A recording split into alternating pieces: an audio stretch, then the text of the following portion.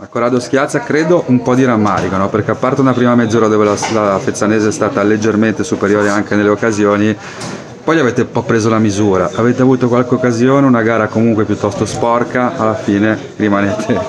con in mano niente ma con buone convinzioni. Allora, primo tempo tutto appannaggio della Fezzanese, io credo di essere sempre abbastanza onesto nella determinata partita. Bravi loro, grosso di merito nostro e grosso di merito mio, perché io avevo preparato la partita per andarli a prendere alti e sbagliavamo tutti i tempi di uscita. Nonostante questo abbiamo preso un gol che solamente un giocatore della Procura di Baudi poteva fare quel gol lì, nonostante avessimo fatto un primo tempo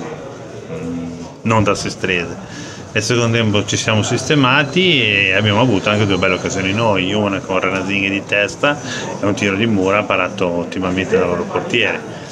Perdiamo 1-0, la partita è stata viva fino alla fine, credo che la Fezzanese poi alla fine, in virtù del primo tempo, abbia meritato di vincere, e poi sono partite tirate, un corner, una punizione le puoi sovvertire come ci abbiamo sperato, visto una grossa sestresa nel secondo tempo e bisogna migliorare in certe cose, abbiamo tempo, credo che comunque anche noi alla fine abbiamo offerto una prestazione più che accettabile nell'arco dei 90 minuti. Se analizzo solo il primo tempo devo dire che